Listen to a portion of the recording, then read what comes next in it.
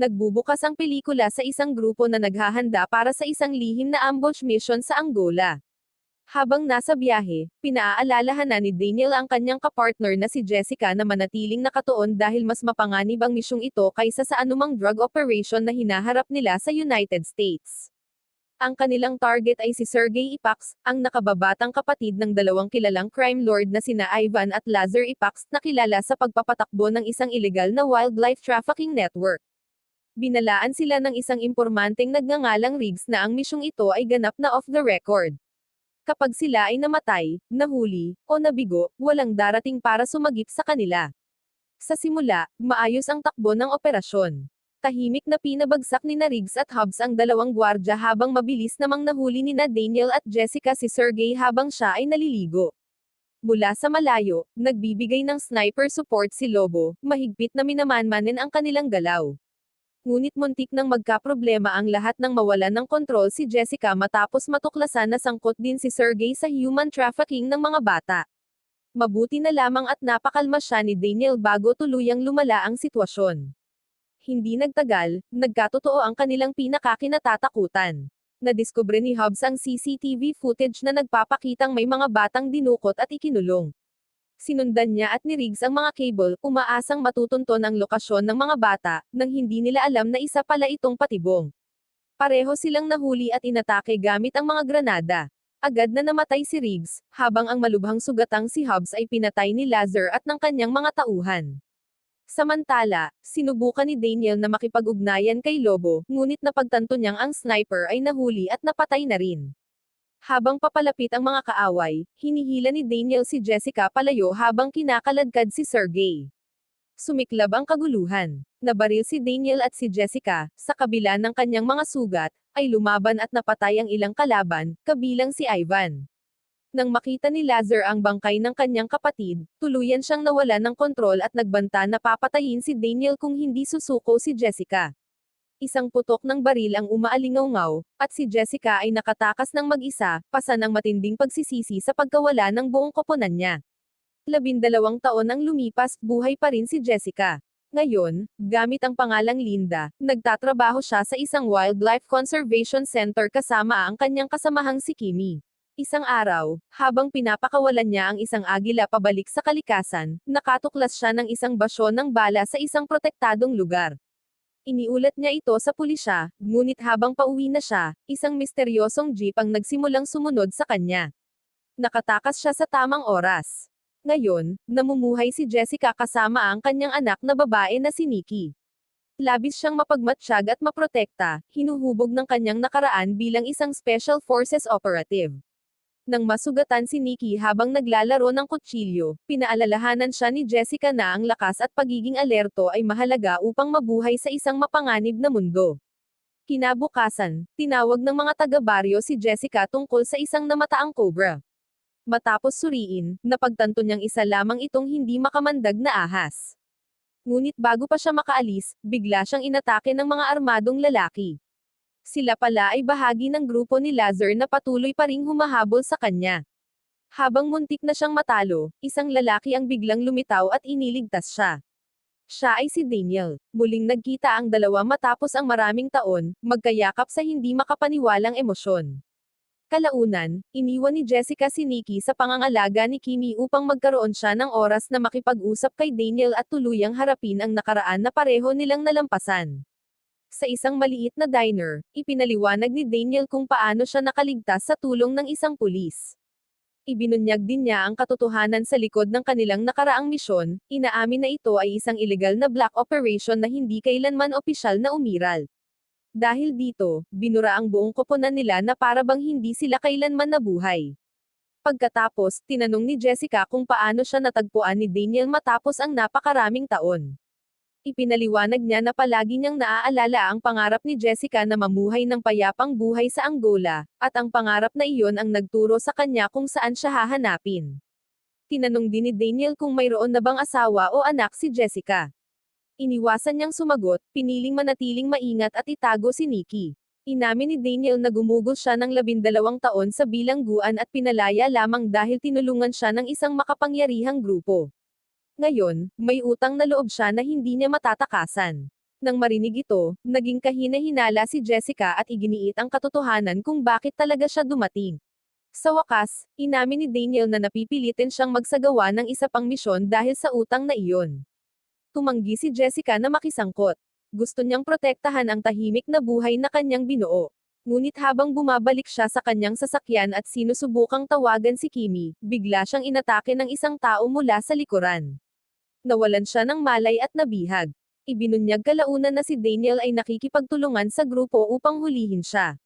Nagising si Jessica na nakagapos sa isang poste sa loob ng isang liblib na compound. Nang alisin ang cover sa kanyang ulo, nakita niya si Daniel na nakaupo sa malapit, tahimik at puno ng pag-aalinlangan. Ilang sandali pa, dumating si Lazar at kinutya siya, tinatanong kung ano ba ang inaasahan niya mula sa lalaking iniwan niya matapos ang isang bigong misyon. Inamin ni Lazar na matagal na niyang nais na patayin si Jessica at ang pagkakadakip sa kanya sa anibersaryo ng pagkamatay ni Ivan ay lalo pang nagbigay kasiyahan sa kanya. Sa paligid nila ay naroon ang mga investor trafficker, at mga dating kaalyado ni Ivan. Sa pagkamatay niya, gumuho ang kanilang operasyon, at ngayon ay nais nilang maghihiganti. Hindi nagtagal, dumating si Sergey mula sa isang hunting trip kasama si Sherry. Sa kabila ng kakulangan niya sa husay, muntik na niyang mapatay si Jessica bago siya pinigilan ni Lazar. Sinimulan nilang pahirapan si Jessica habang ang iba ay walang pakialam na nagsasanay ng pagbaril sa malapit. Sa kabila ng lahat, nanatiling tahimik si Daniel, nakatitig sa kawalan. Saglit na nagduda si Lazar sa isang pagtataksil, ngunit mukhang sobrang wasak si Daniel upang lumaban. Dito rin nabunyag na ang huling putok 12 taon na ang nakalipas ay hindi kailanman inilaan upang patayin si Daniel. Ito ay upang wakasan ang paghihirap ni Ivan habang siya ay naghihingalo.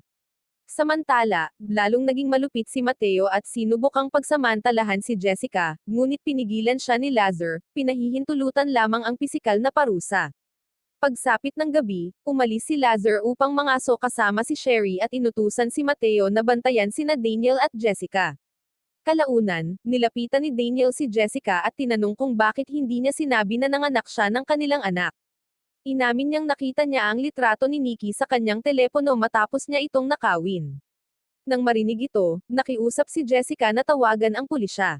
Tumanggi si Daniel sa paniniwalang wala itong silbi. Pagkatapos, kinutya siya ni Jessica, sinasabing magbabago lamang siya kung tunay niyang makikita ang sarili niyang anak.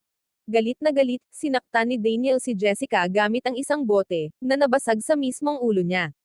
Nang makita ito, lubusang naniwala si Mateo na hinding-hindi magtataksil si Daniel sa kanila. Samantala, abala si Lazar at si Sherry sa pangangaso ng mga rhino. Walang pag-aatubili, brutal nilang pinutol ang sungay ng bihirang hayop upang ibenta ito sa black market. Bumalik sa compound, ginamit ni Jessica ang basag na bote mula kanina upang dahan-dahan na putulin ang lubid na gumagapos sa kanyang mga kamay. Dito naging malinaw na sinadya ni Daniel na basagin ang bote upang bigyan siya ng pagkakataong makatakas.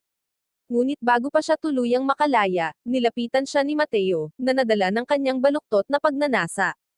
Inutusan niya ang kanyang mga tauhan na umalis upang siya lamang ang makapagpapahirap kay Jessica.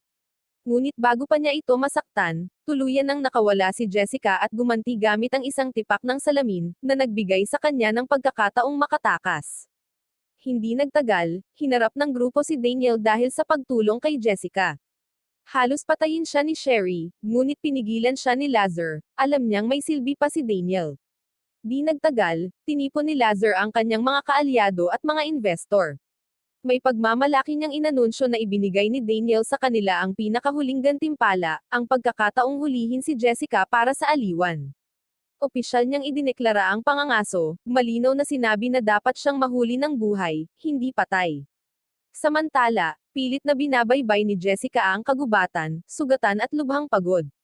Sa isang sandali, bumaon ng isang tinak sa kanyang binti, lalo pa siyang pinabagal.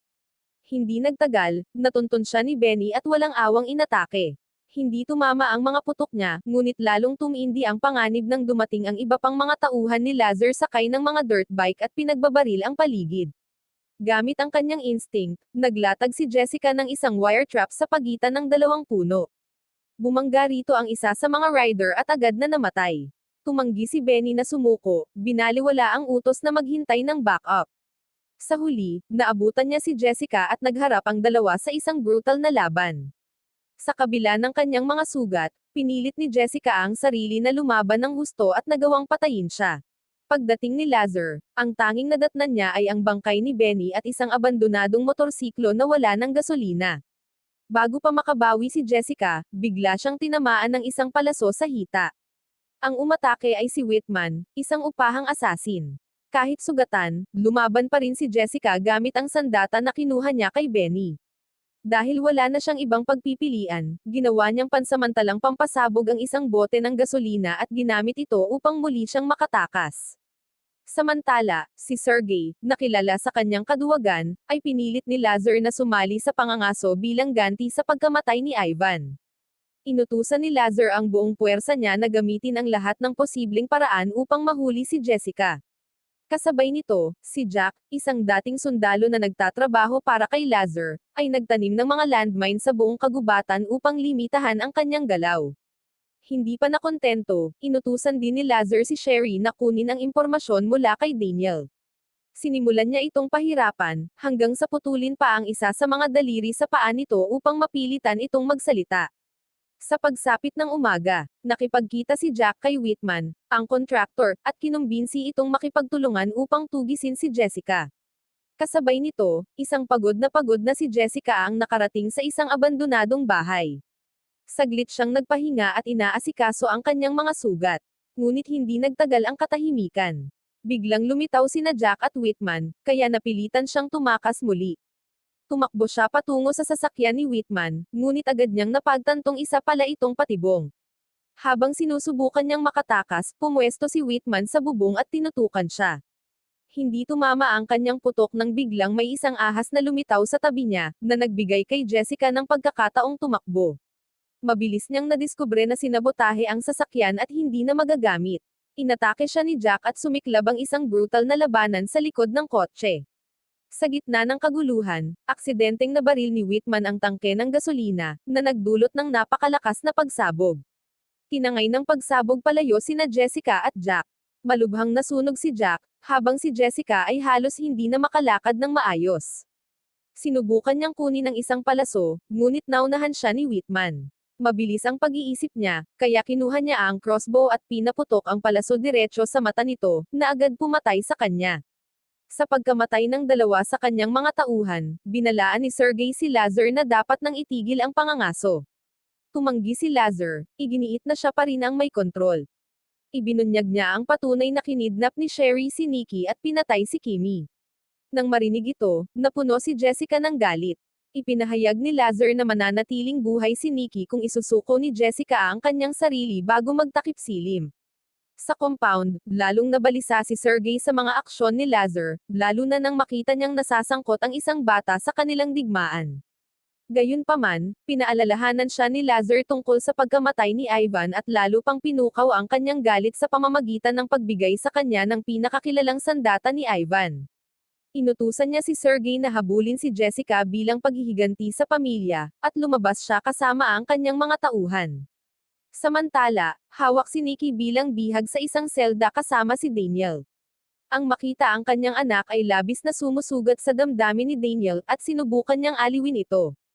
Hawak ni Nikki ang kwintas na ibinigay sa kanya ng kanyang ina, na may nakaukit na pangalan ng kanyang ama.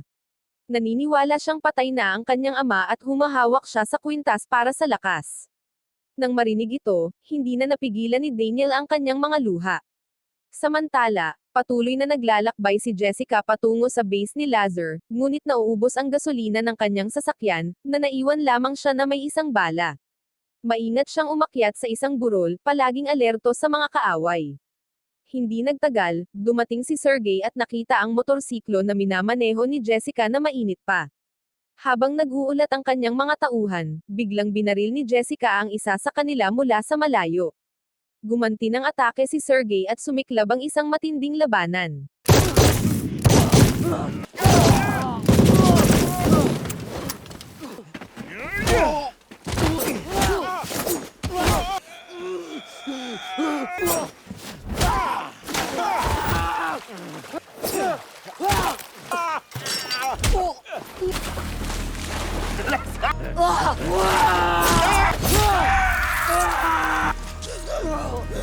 Mahina at sugatan, pilit na nagpupumilit si Jessica na magpatuloy.